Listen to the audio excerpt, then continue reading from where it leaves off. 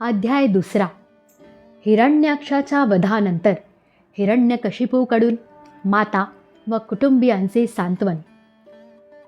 नारद म्हणाले, युधिष्ठिरा, जेव्हा भगवंतांनी वराह अवतार धारण करून स्वतःच्या भावाला मारले तेव्हा हिरण्यकशिपूचा रागाने जळफळाट झाला आणि तो शोकाने संतप्त झाला. तो क्रोधाने थरथर कापत, दात ओठ चावून, क्रोधाने जळजळीत झालेल्या डोळ्यांतील क्रोधाग्नीच्या धुराने धुरकट झालेल्या आकाशाकडे पाहत म्हणू लागला. त्यावेळी त्याच्या विक्राळ दाढा, आग ओकणारी उग्र दृष्टी आणि विस्फारलेल्या भुवया यामुळे त्याच्या तोंडाकडे बघवत नव्हते. भरसभेत त्रिशूळ हातात घेऊन तो द्विमूर्धा, त्र्यक्ष, शंभर, शतबाहू, हयग्रीव, नमुची, पाक, इल्वल, विप्रचित्ती, पुलोमा, शकुन इत्यादींना संबोधित म्हणाला. हे दैत्य दानवांनो, तुम्ही सर्वजण माझे म्हणणे ऐका आणि त्यानंतर मी म्हणेन तसे तत्काळ करा. वेळ लावू नका.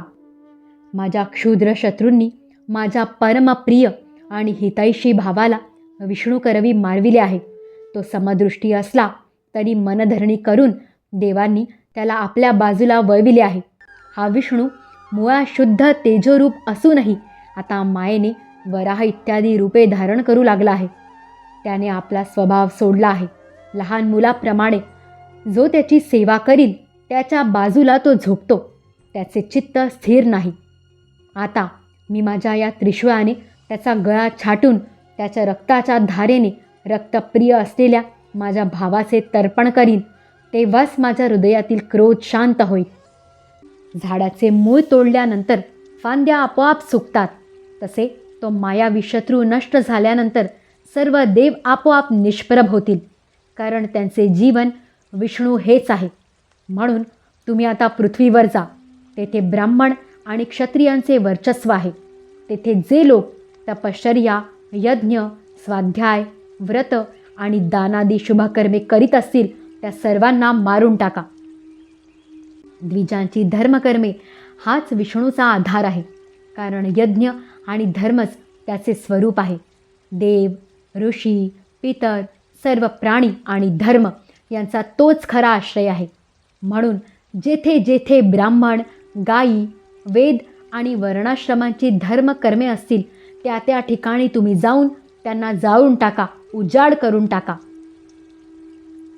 तेव्हा दैत्यराज हिरण्यकशिपूची आज्ञा शिरसावंद्य मानून ते युद्धप्रिय दैत्य जनतेचा नाश करू लागले. त्यांनी नगरे, गावे, गायींचे गोठे, बाग बगीचे, शेते, विहार करण्याची ठिकाणे, ऋषींचे आश्रम, रत्नांच्या खाणी, शेतकऱ्यांच्या वस्त्या, डोंगराळ गावे, गवयांच्या वस्त्या आणि नगरे जाळून टाकली.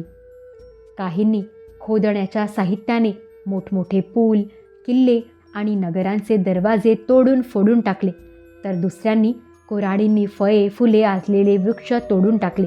काही दैत्यांनी जळत्या कोलितांनी लोकांची घरे जाळली. अशा प्रकारे दैत्यराजाच्या सेवकांनी निरागस प्रजेला छळण्यास सुरुवात केली. त्यावेळी देव स्वर्ग सोडून लपून छपून पृथ्वीवर राहू लागले.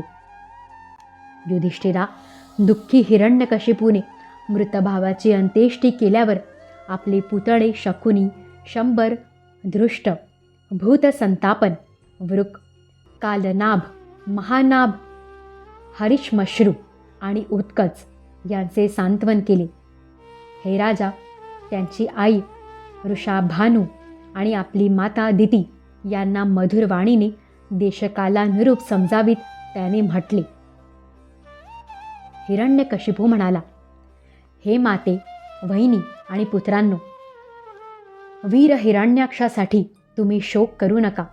शत्रूच्या समोर पराक्रम गाजवताना मृत्यू येणे हेच वीरांना गौरवास्पद वाटते.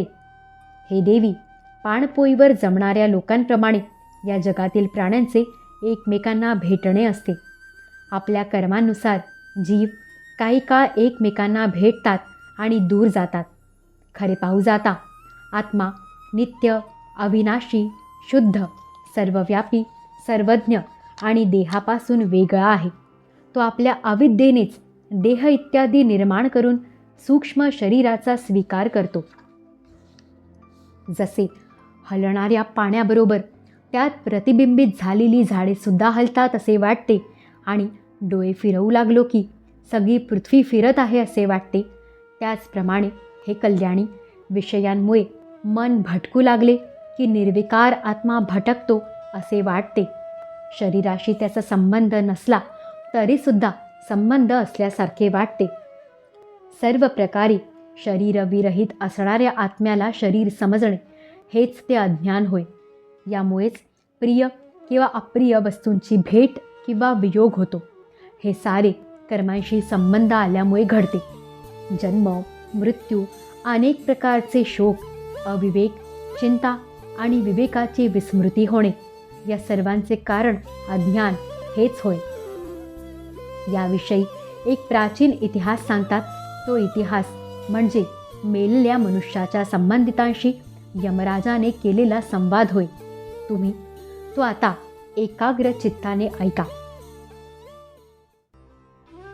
उशीनर देशामध्ये सुयज्ञ नावाचा एक प्रसिद्ध राजा होऊन गेला. लढाई शत्रूंनी त्याला मारले. त्यावेळी त्याचे भाऊबंद त्याच्या भोवताली बसले. त्याचे रत्नजडित कवच छिन्न विछिन्न झाले होते. अंगावरील अलंकार आणि माळा इतस्ततः विखुरल्या गेल्या होत्या. बाणांच्या मारांनी छाती फाटून गेली होती. तो मेला होता. त्याचे शरीर रक्ताने लडबडले होते. केस विस्कळीत झाले होते. डोळे बाहेर आले होते आणि क्रोधामुळे दातांनी ओठ दाबले गेले होते. कमळासारखे त्याचे मुख धुळीने माखले होते. युद्धामध्ये त्याचे शस्त्र आणि हात तुटले होते. आपले पती उशीनर नरेशांची दैववशात झालेली ही दशा पाहून राण्यांना अतिशय दुःख झाले. हे नाथ, आमचा घात झाला असे म्हणत त्या जोरजोराने छाती पिटून घेत आपल्या स्वामींच्या चरणांजवळ पडल्या. त्या जोरजोराने इतक्या रडू लागल्या की डोळ्यांतील अश्रू कुमकुममंडित स्तनावर पडून त्या लाल लाल रंगाच्या धारांनी त्यांच्या प्रियतमाचे पाय धुतले गेले. त्यांचे केस आणि अलंकार अस्ताव्यस्त विखुरले गेले. करुण स्वरात त्या विलाप करीत होत्या आणि ते ऐकून पाहणाऱ्या माणसांच्या मनात कालवा कालव होत होती. हाय हाय, विधाता किती क्रूर आहे. स्वामी, त्यानेच आज आपल्याला आमच्या डोळ्यांना आड केले. यापूर्वी आपण उशीनर देशातील प्रजेचे अन्नदाते होतात. त्याच आपल्याला आज त्याने प्रजेला शोक देणारे केले. अहो महाराज, आपण आमच्यावर अतिशय प्रेम करून आम्ही केलेल्या लहानशा सेवेचे उपकार मानित होतात. अरे रे, आता आम्ही आपल्याशिवाय कशा राहू? आम्ही आपल्या चरणांच्या दासी आहोत. वीरवर, आपण जेथे चालला आहात तेथे जाण्याची आम्हाला आज्ञा करा. आपल्या पतीच्या प्रेताला धरून त्या अशा प्रकारे विलाप करीत होत्या. ते प्रेत अग्निसंस्कारासाठी नेऊ देण्याची त्यांची इच्छा नव्हती. इतक्या सूर्यास्त झाला. उशीनर राजाच्या सगळ्या सोयऱ्यांनी त्यावेळी जो विलाप केला तो ऐकून स्वतः यमराज तिथे बाळकाच्या विषात आले आणि त्यांना म्हणाले,